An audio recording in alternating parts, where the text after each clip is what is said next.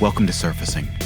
In this episode, hosts Lisa Welchman and Andy Vitale speak to design leader Aaron Irizarry.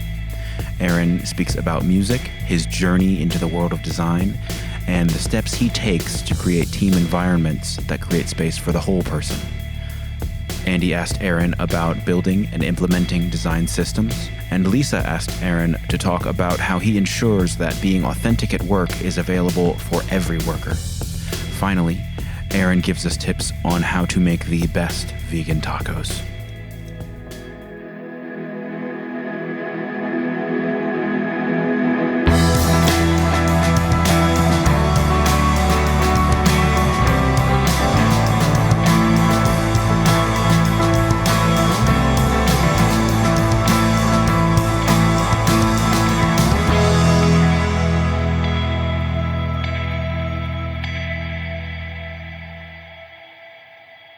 Tell us about yourself, Aaron. Tell us where you're coming from before we ask you some questions. Sure, yeah. Coming to you from New Jersey by way of Southern California. Moved out to the East Coast probably about, this summer will be 7 years. So about 6.5 years ago, when I was working at NASDAQ, they wanted me to move to the East Coast. And so I'm a vulnerable human, so I willingly tell people that I moved from the San Diego area to New Jersey. What? And waiting to... San Diego's like the nice-smelling airport. You get off the plane and it smells like night blooming jasmine. What's wrong with you, man? I like adventure. So just designer, I guess, by trade, but majority of my job is kind of managing personalities as I lead a design team at Capital One and work with partners to try to build tools for Capital One's employees. So I do a lot of internal tool work, design systems, artificial intelligence, machine learning, things like that.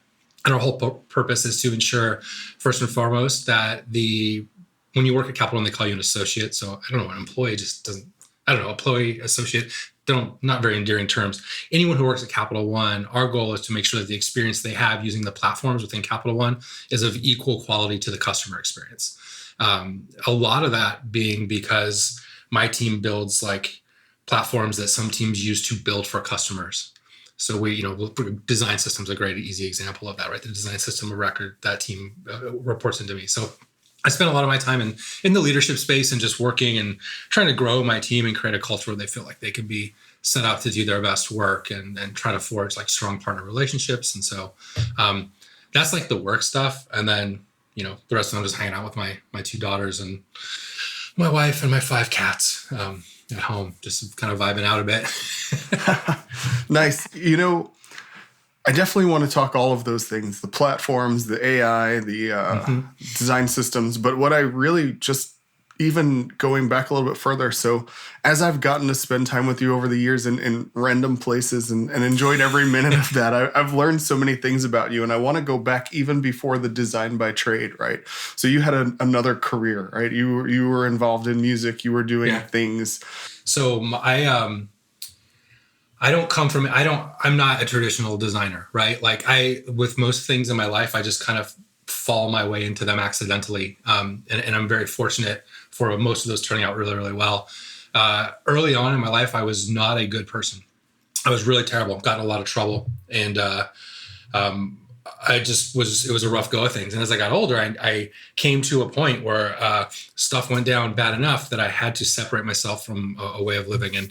And so what happened for me is I found an outlet in music. And at that time, being fully transparent, like at that time, it was also that and my parents trying to look out for me. And I found religion. And so I was trying to separate myself from this former life. But I found it, and all that to say, like it kind of culminated in this idea of making music. And so for me, growing up listening to metal and punk and all these various types of music, I wanted to do just fast, heavy music that was really fun. And so I started this thrash band with my friends called Point of Recognition, and it was like religious inspired. Like it was a lot of lyrics were about hope and finding faith and all this stuff, right? All for at the time, like that's not necessarily my path now, but at the time it was really helpful for me to kind of put to bed one way of living and find a new one. And then through the music, that I cannot be more grateful for that time, even if I don't hold those things beliefs now, because what it did is I got to go on tour. So I got to come out of small Southern California, like suburban life and go see other places. I got to go to other states. I'd never been out of California other than to Tijuana prior to touring in this band. And so as a result, I met people all over. I learned about cultures. I went to different states. I met all kinds of different people, saw different worldviews, and it was massive for me because it started to open my eyes to the fact that, you know, maybe I needed to be a lot more open-minded about what's out in the world. And then at the same time, you know, this is in the late 90s and early 2000s. Designer bands needed like t-shirts and stickers and websites. And so I just started like, the label was like, here's like Photoshop 4 and Macromedia Dreamweaver, dude, go to town. And so I just started kind of trying to make stuff, and I really enjoyed it. And then I'll never forget, like, one of the other bands we're on tour with was like, dude, you made that website and those shirts? I'm like, yeah. They're like, would you make a website for us? I'm like, sure. You know, I got to charge you for it, you know? And they're like, well, how much? And I was like, $300. And I'll never forget. You thought like a big thing because you got it, right? I got to the show, used the phone at the venue to call my wife at home, who's like at home while I'm on tour. And I'm like, yo, I just landed a $300 website gig. And she's like, oh my gosh, that's awesome. And of course, you know, it was fun, and it was a fun time to just really get inspired by music. And that was like my gateway drug to what I do now, right? That's how I fell in love with design. And once I realized that was the time I found out I could make money doing it. So as soon as I got home from tour, I just started trying to hone my skills and learn how to be a designer. And I tried going to some programs at different schools. They weren't that great, but back then it was a lot of multimedia. It's just like, oh, so you want me to do all this 3D modeling? Yeah, Dreamweaver, how to use, yeah. It's like, I don't want to learn 3D modeling. I just want to make websites. You know, but that's the class. So I eventually just kind of did it all on my own, and kind of was very fortunate that I had people who would give me a shot and looked out for me over the years, and just kept going and going and going, and kind of landed where I am now. The thing that, you know, I think about when if I have to describe you to anyone, it's always like authentic. Like Aaron is one of the most authentic people, a really good, I was going to say human, but a really good person, right? So, you know, I've seen you at conferences and talk about like leading teams and the importance of teams and how to get teams really, you know, gel together. And it's really related to a lot of the things we talk about on this podcast. So Lisa, with governance and really structuring and building teams and helping them perform. So like, just curious kind of at some of the things, maybe they're your own principles when it comes to leading teams or leading people that you'd love to share. Yeah. Thank you for that, by the way. That was a very kind thing. I appreciate that. I try to be as authentic as I can. I am who I am, right? Like, and sometimes it's rad and sometimes it's not. And I just try to be out there as myself, because I feel like two things. One, I feel like it's really exhausting to try to hold up like an image and be something that I think everybody else wants me to be, or to try to play a politic. I'm just don't have the patience for that. And maybe that's a blessing and a curse, but the other side of it is I read something, actually, I think it was this morning, that was like, every time you are working so hard to get someone to like you, you're doing them you're doing an unkind thing to them, because you're trying to manipulate them to have a certain perception of who you are instead of being real. And I was like, oh, damn, that hurt. Jeez, that's like, how many times have I done that, right? Like, And so I really try, and that's kind of how I try to lead, is when I personally, and it is, you're right, Andy, it is kind of like my own principle for myself. Like, there's just a way I want to be. And it's kind of just comes down to this principle of just like, leave things better than I found them, and just be kind, do things with kindness. And because it's, I don't know, it just feels, that's what feels right to me. I feel like everything opposite that just doesn't feel good. I don't feel good inside when it's that way. And so when I bring that to leadership, I want my people that I'm leading, my teams, to feel like they have someone who just literally sees them. Doesn't just see them as like, oh, you're the designer on the design system team. Like, no, you're Dan Singer, my content lead for the design system at Capital One. And I see you, and I care about you as a human being, because we're on this journey together. And so when I think about leading that person, that means that I need to be taking the time to understand that individual, so that I can see the things that make them tick, that make them who they are, so that I can better understand them and how to lead them. It's like the same. And when I talk to my leaders, my directors that report to me about this, I kind of frame it to them like, hey, let's just use our design tools that we have to be great leaders. So use your abilities and your prowess for research, and learn about your people, and then learn how to better lead them through the insights that you gain about them. And so for me, a lot of it comes down to that kind of thing. I want to, there's a lot of super talented people, right? Like design's design. There's always going to be rad designers, but I think if you can, bring a really cool connection together of really someone who has talent, whatever level that talent may be, but really understands interpersonal dynamics and can just show up as a really thoughtful, engaged, caring human being in the workplace, then it starts to become this little unstoppable combo because people want to work with them. People want to partner with them. And I was telling someone this yesterday, no matter how much great work we do, if our cross-functional partnerships aren't intact, it's going to be so hard to get that stuff over the line, and it's going to probably not end up the way we wanted. But if we have the right partnerships, then that's one of the toughest steps that's kind of already taken care of. And we can have good conversations, tough conversations. Either way, the work is going to make it to where we want it to go, and we'll all be successful. To just dwell on a little bit on what you said, and yes, authenticity.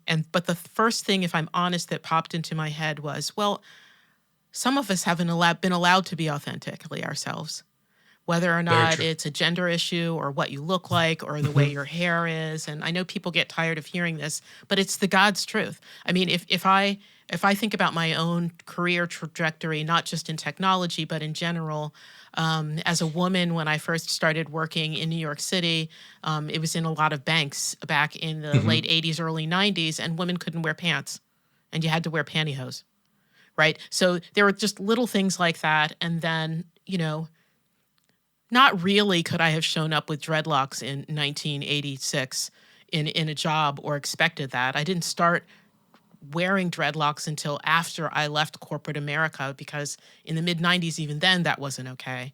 And so I guess that's my sort of, can you take a run at that answer to Andy's question again, particularly on how you address that as a leader in that, including that richness? Because some of us really get to show up no matter what we do, because people are going to let us in the door no matter what. Right. And some of us really have trouble getting in the door, literally, because we're physically not able to, and there's no capacity, or people have bias, or a variety of other things. And it's been so in the news and so much in our industry space and showing up in the products that we build, just our lack of sensitivity. And I include myself. It's not like I think I'm a 360-degree saint in this. I have my issues. Everybody has, no one is, right? Everyone has bias, right, in some way or another. But I'm just wondering, in the last few years, you're in the U.S., particularly in the U.S. market, and with the pressures of the pandemic, what shifts have you seen, and are there things that you're doing differently as a leader to kind of dig in and double down on your promise to be able to meet and greet the whole person at work?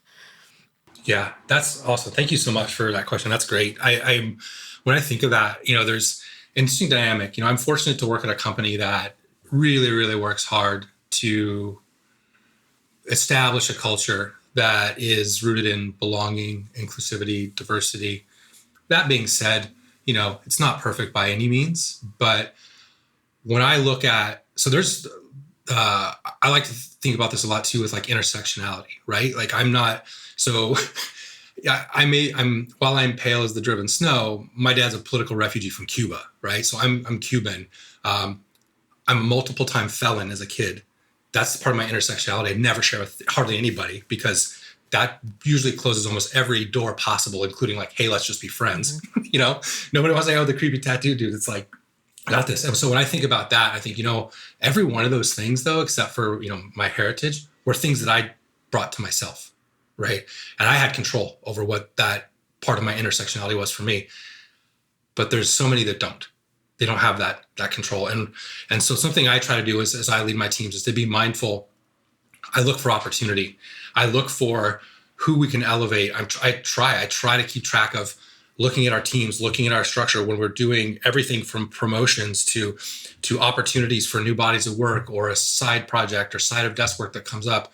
I'm really trying to look at the team and seeing who's not getting opportunities. What's there? How are we engaging our team members in a way that lets them know that we not only see them, but we see and understand that maybe they're not always getting the opportunities that they should as a result of not having access, and for many of the reasons you shared. And on the other end of that, I'm also trying to be mindful not to be like forcefully a nag about that either, because some folks maybe don't want that opportunity. Like they want an opportunity, but they don't constantly want to be seen for that That's thing right. because there's more to them. And so it's this kind of, it's a balance. And I am fortunate that I'm a part of a leadership team that holds each other really, really accountable for this, even when it comes to our recruiting and hiring, when it comes to, because right now is probably a time when more than not with the hiring market the way it is, it can be really easy to kind of slip on this one because there's so many roles out there and you're just trying to get anybody in the door. Trying to get the It's like, bodies hey, in the look, door. It's like whoever shows up first and is qualified, they're in. Yeah. Yeah. And that's not okay at all. And so we try to have a lot of conversations about it. I ask for accountability for myself because I know without a doubt that I have blind spots. And I probably will for a long time. I'm going to be on a continuous learning journey in this space. And so I ask for accountability from my manager, from my partners, especially from my peers, those in any of the groups, whether it's gender, preference, ethnicity, anything. Like, please keep me accountable. Like, I invite you to tell me, like, hey, dude, you totally missed that one. Let's talk about that. And I consider myself very fortunate that I have people in my life that will do that. Yeah. And just be like, hey, you really missed, Ron. Don't do that again. Two, like, let's talk about why. Well, I mean, I think you're calling out two things. One, I'm glad that you said, Kimberly Crenshaw's intersectionality, because it's all about that. We all have that. I have incredible privilege in some ways, right? Just like there's so many, demographically, there are so many ways that I'm privileged. And then there are other ways where I just kind of am not. And so I think that's true of just about everyone. And I really, so I'm glad that you brought that up. And I think it's something that everyone needs to examine and really consider who they are in that space. And I also, when you pointed to, some people just maybe aren't ready to be brought into the spotlight, even if you're trying to fill that void with someone like them or that sort of thing. Right. And that's something that Andy and I talk a lot about in the podcast. One of the, I think even before, correct me if I'm wrong, Andy, we started recording, one of the things that I know I articulated, and I think you agreed with, was that, we want to have a good cross-section of human beings on this podcast, and we don't want them to talk about their cross-section. We want them to talk about what they do. Right. Because so many times, in the last 3 years, people have shown up and asked me, could you come give a talk on diversity, equity, and inclusion, Lisa? And it's like, well, no. Like, I'm a digital governance expert. Like, I can tell you about my experience in tech, but I can't. That's not. I don't follow that as a discipline. I don't, or whatever. And they're just kind of like grabbing at the air for like any Black person. Like, I need a Black woman who, oh, look, she talks. She's given some talks. Like, here, come fill my little hole. And which means they're really not looking at me as a human being.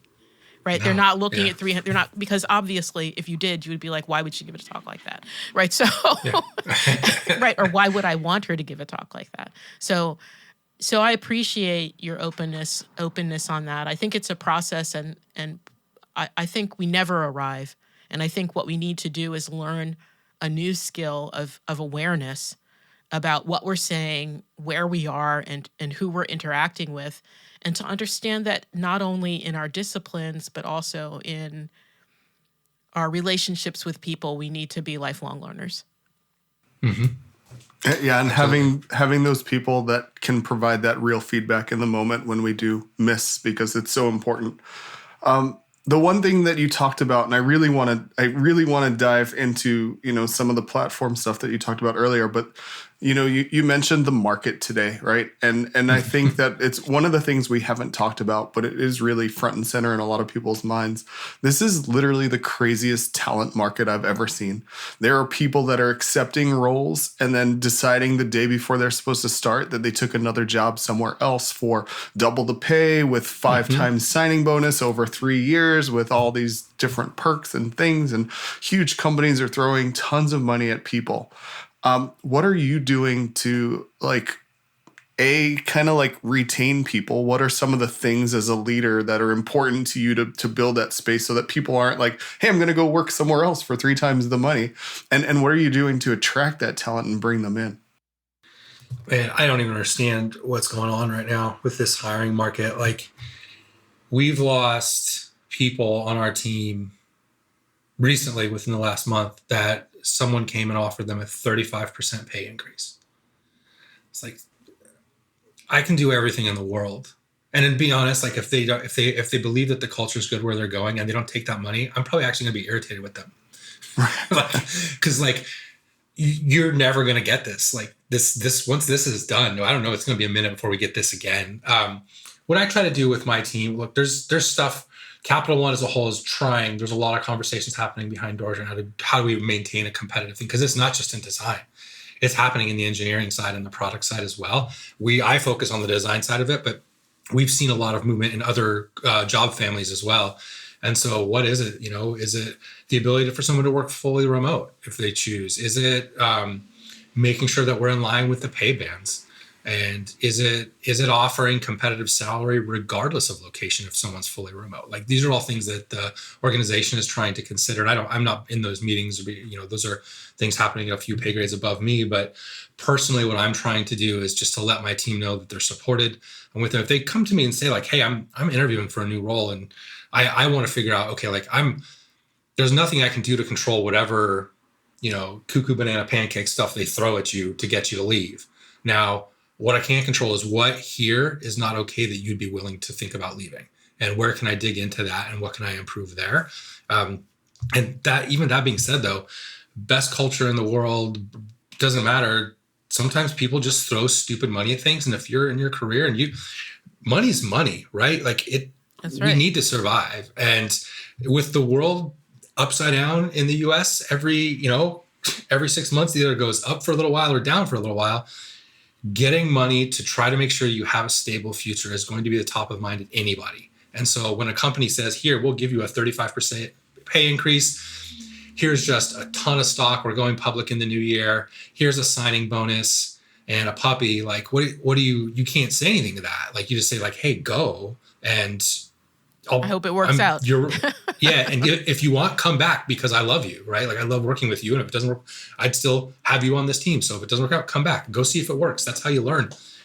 I've tried that. I've left for more money on 3 occasions and it only worked out once. And I'm still in the one that worked out. Nice. No, similar thing for us. Like we've really scaled this year, and now my fear is that we're going to see a drop off over time because we're seeing people get poached sometimes for 2 and 3 times the salary, which is crazy in certain areas because, these companies that have a ton of money, total comp, not base, but, when it comes to stocks and things. So we've been really trying to build this like community, this culture of learning, and what I like to call a destination workplace where people want to be there and they come and they grow. But that can only do so much. And I look at the people as like, they're part of our portfolio. They just go on and they do great things, and hopefully they refer people back to the system. But it's true. It's like, sometimes it hurts the person more to really fight to keep them, especially when, it's a good opportunity for them. So as leaders, it's important to look out for the individuals as much as the company. But again, like this is just the craziest market of all time. Like I've never seen anything like it. I've also left for money at different times and they haven't worked out most of those times. Money's important, but at the end of the day, like feeling good about what you're doing is just as important. Yeah. Yeah. I actually helped someone prepare for their interview. That's like, no, I'm not trying to get you out of here, but like, I just want you to be successful, But, money doesn't do much when you go somewhere and it's really takes the work takes the life out of you a bit. No money's going to fix that. Right. It's exhausting, and you never know, right? You never know. Same with a job interview. Is the person really good? I don't know. They're putting on their best for you because it's an interview. Everything comes with a small amount of risk. And so it's about how much risk you're willing to accept in your choices. So at Capital One, which you've been now for almost 5 years, right? I feel since I've talked to you, since you've been in that role, you've been constantly like working on different things, new things, design systems, design operations, credit cards, like all of the different things now like servicing platforms, and servicing is always interesting to me working in a mortgage space. But, just curious, kind of like, we'll just start. We've never really had anyone talk about design systems, period, so far on this show. Would love to dive into that a little bit. and kind of like where you see the value of that, what makes it truly a system, what it is for people that may not know, and how it really helps propel an organization. When I think of design systems, I think of them as a tool, right? They're a foundational tool that we can use to build. When I think of them, and I think of the components that are put together and the elements and the things that make up a design system, it's a baseline set of design decisions that are meant to take some of the minutia of getting design work up and running out of the way, enabling designers to focus on some of the more challenging problems. Maybe because they know they have a design system and they're able to put some workflows together pretty quickly, they can spend more time in research. Or maybe they can spend more time thinking through a problem and quickly iterating on things because they have a design system at hand. I think, it reduces risk, right? Every new line of code that's written in an organization produces risk. And maybe that's just because I work at a bank. And if you do anything at a bank, you're pretty much in risk management, right? Like you're just trying to make sure that you're not causing risk that can impact the finances of the people that bank with you as well as the organization. And so every new line of code you introduce is potential risk. And so that's where a design system should be built with code, because it gives opportunities to keep a consistent code base built across everything that's being done. I like to think efficiency is often related to design systems, but I prefer autonomy. I can work more autonomously when I have a design system because it gives me all the tools I need to build the things I need to build. It's a healthy constraint, right? It's getting me so much percentage of the way there, and then I put my fingerprints all over the rest. I also think of it when I think across organizations, right? Like think about, Capital One has consumer card, consumer bank, business to business banking, small business banking, auto loans, right? Like at Rocket, I'm sure you've got your various lines of business as well. It's like, how do we maintain, I don't think consistency is necessarily the goal there, but it's like continuity. How do we keep people feeling like they're a part of this existing, similar experience, even if their context is different? So the design system helps with a lot of those things.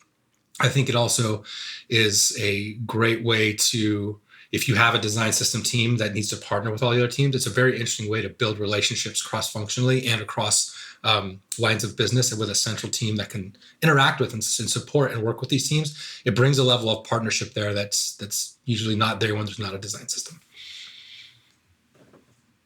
What interests me about design systems is that they have to be created.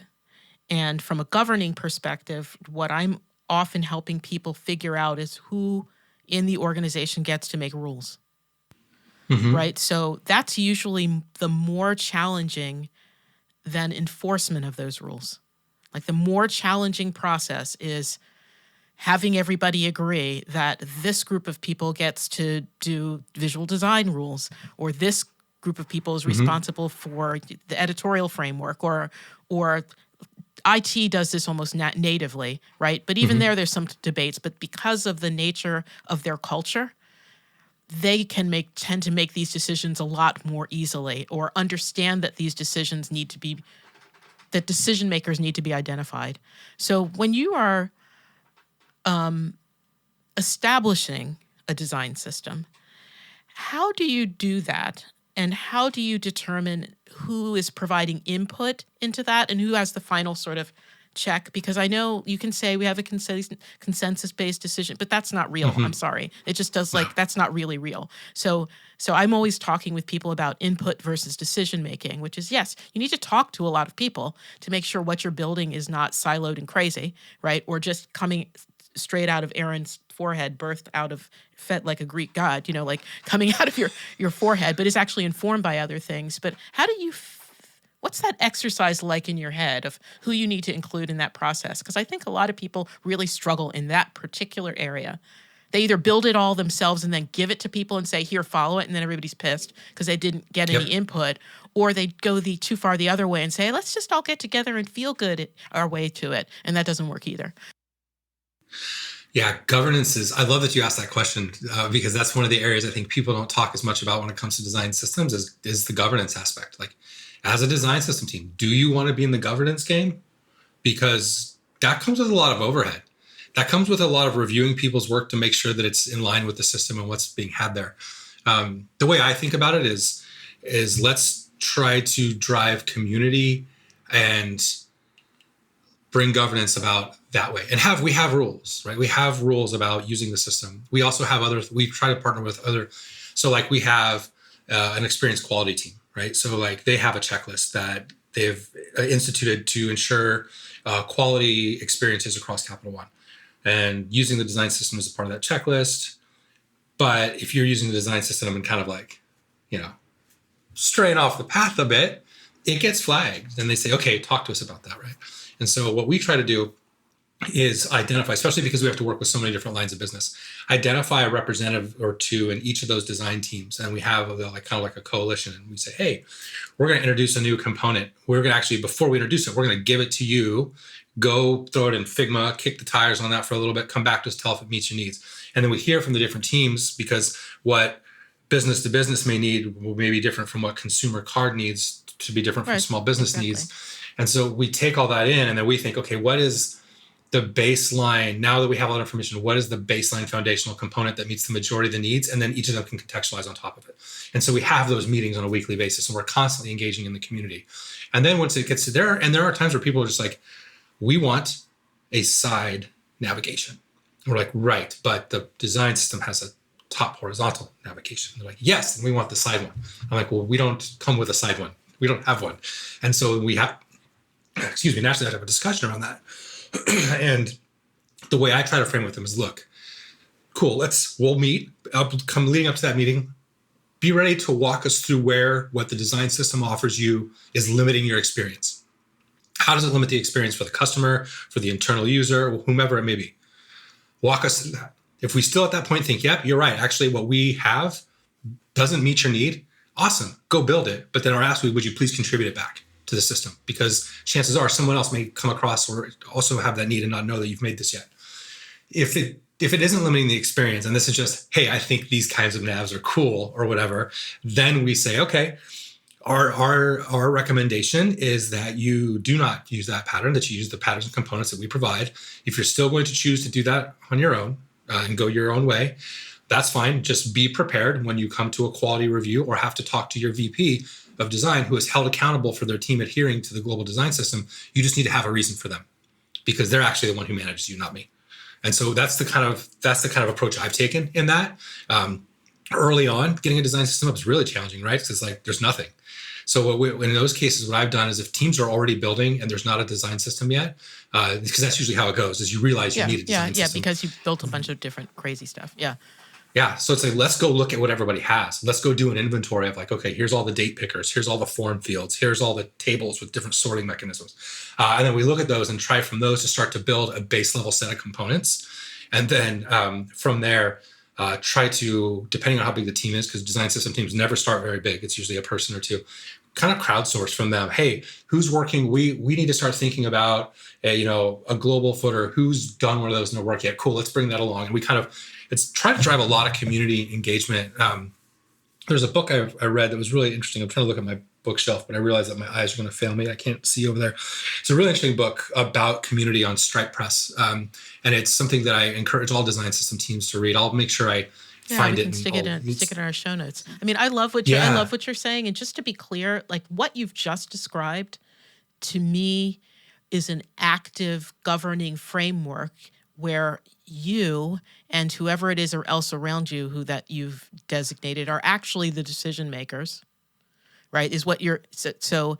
And just to be clear on my side, there's review, which I don't consider to be governance. Reviewing someone's work for quality or to make sure they adhere to standards is part of the operational implementation of a governance framework. But I'm talking about establishing those mechanisms that you were just talking about. And it's great to hear you talk about, if you have nothing, start with community, because that's often a recommendation I make, which is the value and strength of communities of practice. Like if you're really confused and everything's in a disarray, just get everybody in the same room and start. It's like a bad closet. You open it up, you got to clean it out. It's like, okay, all the gloves over here, all the hats over here, all the boxes of weird sports that I almost did over here, all that, right? And you sort it out, right? And then you see what you're going to keep and what you're not going to keep, and that's a really good way to start. So I'm glad that that you're validating that. But anyway, Andy, you let me ask this follow-up question, and now I've taken up more time, but I think you said you had a line of questions. I mean, now that we just talked about this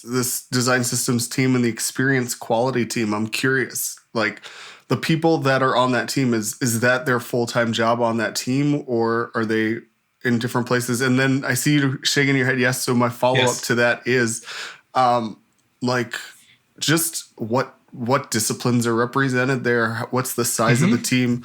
And then you talked about like weekly meetings. So what is that review process? Who facilitates these meetings? Just curious how that whole like monitoring and measuring of quality works.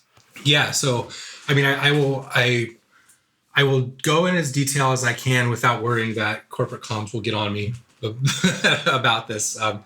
But I don't think there's anything I'm going to share it's design, right? It's all design. It's nothing like there's some secret sauce. So yeah, our design system team, everybody who's on the design system team, we have, I think, right around 9 people and growing. It's their full-time gig. And we have a specific person there who on our team that's focus is helping drive adoption. And so she runs these coalitions that meet weekly to talk about things. And sometimes it's teams coming and saying, hey, we need this component. Do you have it? Other times it's us saying we're introducing a new component. What do you think? Or, hey, we've just met with brand. There's some revisions to the color palette. Please check them out. We bring our accessibility partner in frequently to just help and to answer questions. So that's just a regular community forum for that. The quality and experience and the reviews, that's still something new. So certain teams are doing it. We're still rolling it out across different teams.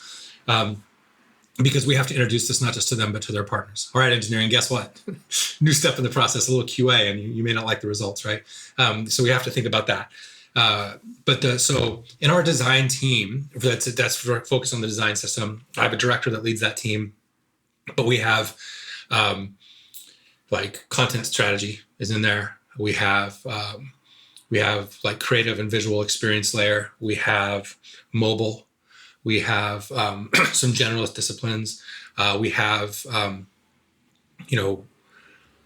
pretty much across the board generalist design disciplines, but, we have people who focus primarily on the documentation side. We have people who focus on working with some of the platforms to create local versions of the system. Because when you have a design system that has to work for 600 designers, you have to create a global layer. Or at least my suggestion is nobody has to do anything.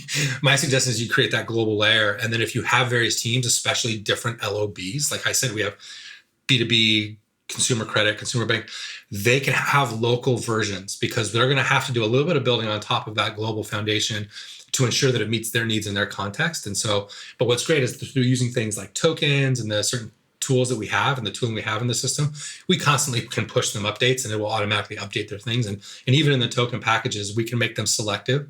So if there's a certain aspect of a component they're not using because it doesn't make sense in their context, they can select certain aspects of the package and then not take the thing that doesn't make sense for them. And so there's a lot, that's where a lot of our team, we have someone who focuses primarily on tooling. Like, hey, right now it's Figma all the time. How do we manage plugins? We work at a bank, so there's risk stuff there. Data implications, how do we look at that and make sure that we're abiding by those rules and regulations as we use some of our tooling. And then on the experience quality team, that's great. One of my favorite people leads that team, one of our VPs, Melissa Tarquini. And she, she's totally just got a great eye for design, a really, really experienced design leader.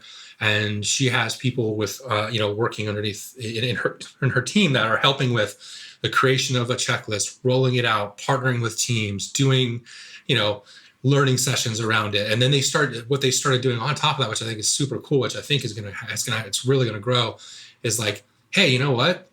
Like, how many of you designers in our design team actually know how to design for native mobile? Like, I don't think a lot of people really focus just on that. And so they've been doing like workshops where you come once a week and just learn design for native mobile. And so they're like, okay, what's the next thing that we can do to help ensure quality by leveling up our team's understanding of designing a certain way? And so they do lots of stuff like that. And that's one of the areas where I think Capital, we've been fortunate that our leadership team at Design at Capital One has been advocates for creating space for these types of teams. Because that's a hard sell, if you ask me. We want a team that's not going to deliver anything that generates revenue, at least in a hard cost, the way you would think about it. They're not going to build anything necessarily that's going to make the people working in the company's lives more efficient, hard cost. or in a soft cost way, like they're just going to make sure everything's good experience quality. And we need to pay them for it. And it's a full-time gig and they don't build anything else. That's like, companies are like, well, wait, so what's my return on this? And so when we tell them, well, you're getting best in class, accessible experiences, that doesn't necessarily mean it's going to create, $2.5 million next year. But what it's going to do is ensure that, one, we're not getting busted in our accessibility. We're having consistent, good experiences that are going to market. And good experiences, eventually there's going to be some level of lift for our teams because it's a smoother process. We're going to ensure all of our experiences of the same quality, and those things matter to customers and they matter to people who work here. Well, they also matter from a Andy and I started all this from a safety perspective. I mean, that's a long view. Right. And so part of the challenge is that organizations don't take a long view. And I'm not naive. Businesses are in business for business, right? For money. Yeah. I mean, that's not like, I know it's not an entirely nonprofit world and it probably never will be. But I think that's starting to become an easier and easier sell as we see people stumble in this space, right? Because it is the fact that people do not do this, which is why they don't see things that aren't obvious only from the clickable, browsable experience. Like there's just a lot of things you don't see in a functional tool, right? There's a lot of exhaust that comes out of the tailpipe. There's an aura around it. There's all these non-tangible, almost mystical sounding things that go around products where they smell bad. Just things like that, that it's still making money, but boy, does it stink, right? Like that kind of thing. And so I think what you're pointing to is a culture that understands that, or at least you sold the culture, right? Into saying, hey, we need to think about this bigger, broader picture and keep ourselves out of the stinky areas instead of reacting once we're in them already, which is a mature way. And it's not surprising to hear it come out of an organization that's in the banking financial sector because that's a mature market space, right? They've been around the block, seen a lot of things. And I'm not saying that happens all the time, but I think that can make a difference sometimes. Yeah. And it's not just like, hey, use a checkbox instead of a radio button. There's also guidance in there like, this is a dark pattern. Don't do this. Right. We don't do this for this reason because we want to be good people. Like there's direction there because especially when it comes to people's finances, I was talking to someone yesterday and they had worked at another financial institution and they always joked that Capital One was the bank of like the nice guys. Right. And it was because they chose not. Right. And it was because they chose not to do like deceitful patterns in their designs. And they chose to try to actually say like, you know what, we get it. Why would you trust a financial institution? But like maybe we could be that one. And so those are some of the things that I think also align when we talk about advocating for this type of roles and this type of work is we can tie it back to values as well, not just to money making in the end, So for everyone that's listening, and we'll talk about our broad range of listeners, but just the person that's trying to think like, oh shit, that's a great idea. Like, how do I stand that up?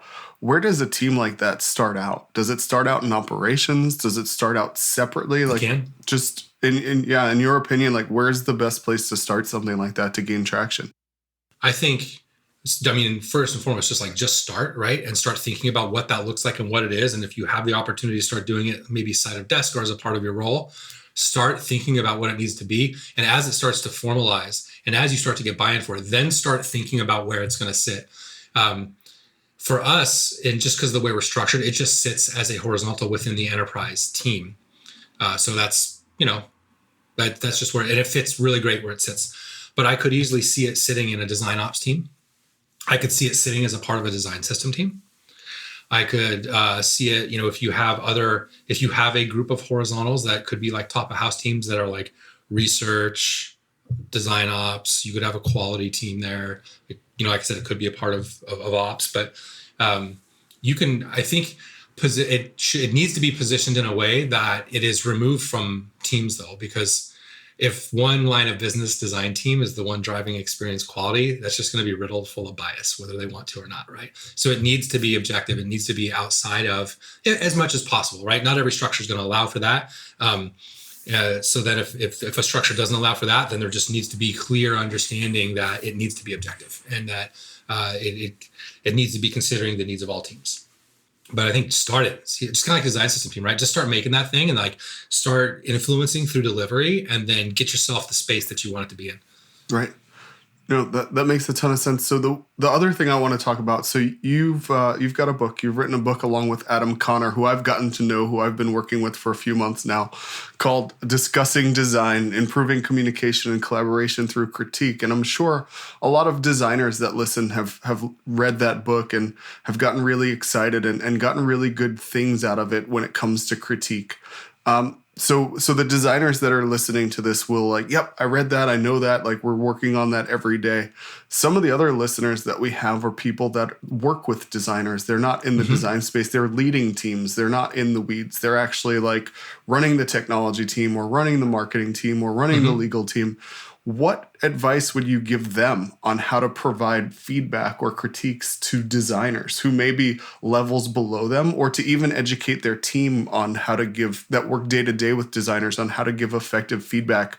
Because we know like feedback is taken in many different ways, and a lot of times it's not how it was intended. So just want to dive in a little bit to that. Yeah, I mean, and Adam will tell you this. Now you've got this critique expert right there, right? You know, just on your team.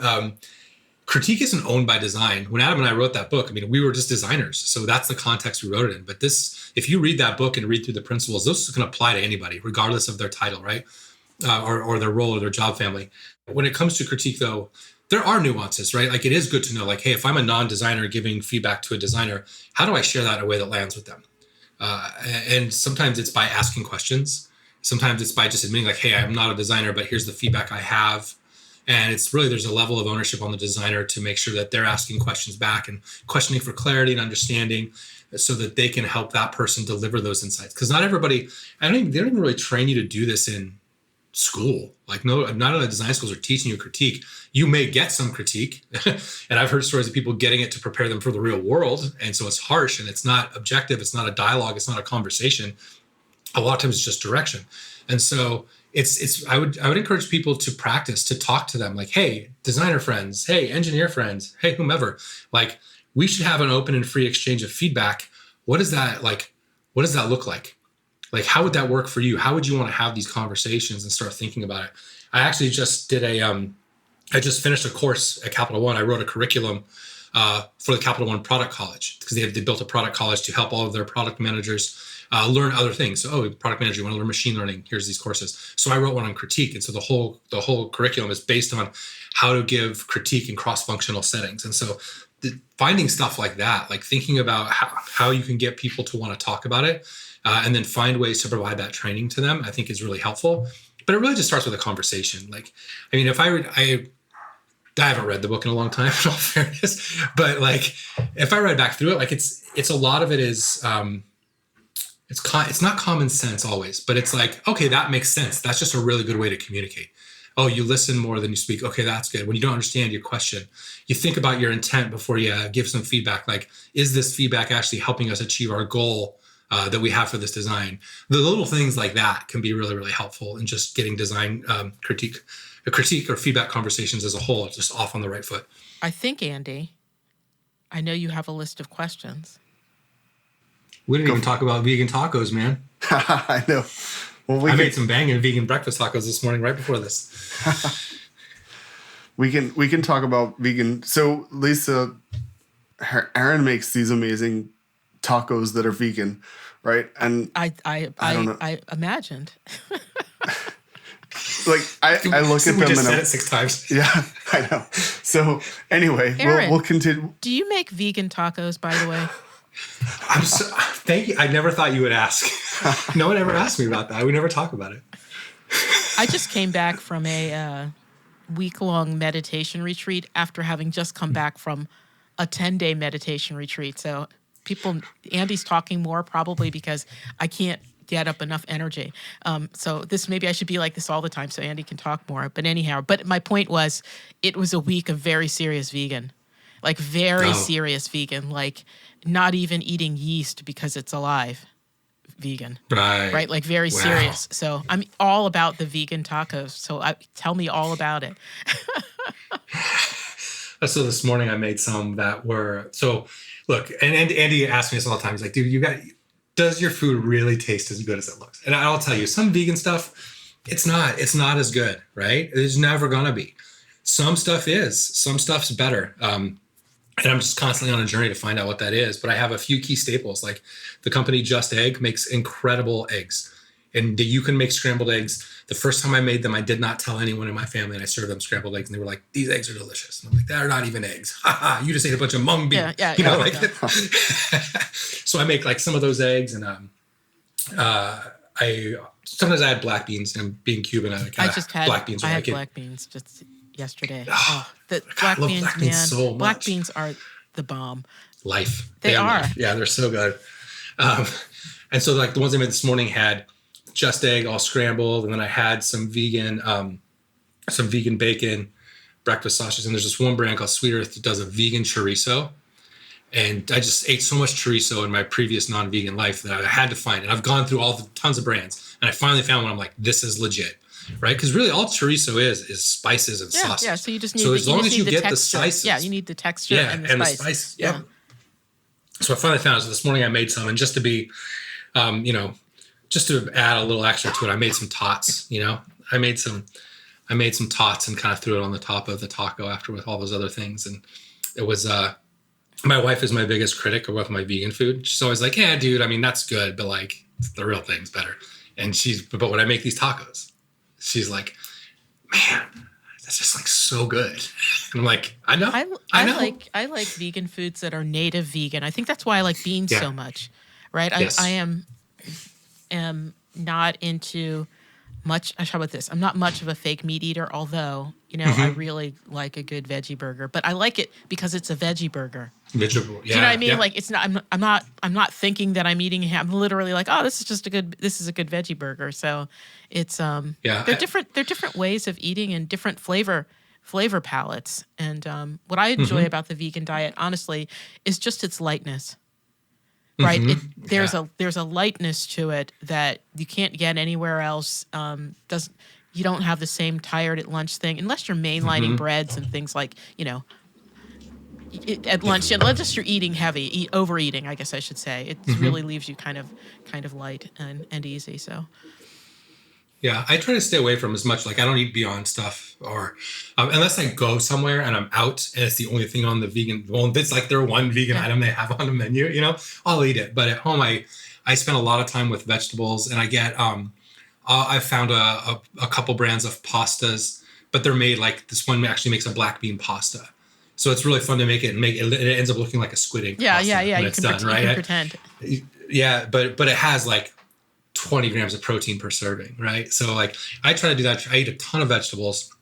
I try to every so often I'll kind of find a thing and I'll make like a fun big meal or with some type of replacements. But the thing with eating vegan is you can eat vegan junk food all the time too. And think about it. The thing to be careful with, especially if it is someone's purpose that they eat vegan, they're eating a vegan diet because of the toll that farming takes on the environment. Be mindful that a lot of the things vegan foods that are made in factories also take a massive toll on the environment. That is my thing as well. I mean, they're ethical vegans, and that's one thing. And then they're just kind of like, what you just described. And so I'm glad that you said that, because I couldn't quite wrap my head. I was like, doesn't it take an awful lot of processing power and electricity and, machine grinding to make this as well? And so I guess it's something that we're going to be debating about a lot all the time. But I do make a very mean nut loaf, I have to tell you. Oh, I have mastered that. I have over the years. I know everybody makes fun of nut loaf, but a fine nut loaf is a fine nut loaf, and I make a very good. Now it makes me wonder what is using more energy: the vegan processing plants or the crypto farms. That's amazing. Yes. So, I wouldn't. Oh, go ahead. No, sorry. I think that's it. I'm sorry. I could talk about food forever, but. So, Aaron, we're coming at the top of the hour, and just for those who've listened and want to be able to stay in touch with you and find out what you've got going on, like, what's the best way for them to do that? I mean, really, like, I don't really use Twitter very much like I used to, but Twitter is easy because it's just all you have to remember is it's AARONI. So it's just Aaron I, and that's the easiest way. Instagram, actually, it's oddly enough, I use Instagram probably more than any platform because I scroll through stuff and I find funny things that are funny to me and look at them on Instagram. So Aaron M. Irizarry is my Instagram. And those are places to find me. Or Aaron M. Irizarry at Gmail. You can email me. We can like correspond and have conversation. That's super cool too. Thank you both for having me. Lisa, it was great to chat with you and to meet you and to hear your questions. It was great to meet, chat. I think you said we met before, maybe. Who knows? I don't know. Nice to see you. Yeah, thank you. I appreciate that. And Andy, my thoughts are with you as you transition out of pumpkin spice season into holiday season. I know both mean a lot to you, but there's different seasons for different things. Thanks for joining us. Thank you so much for having me.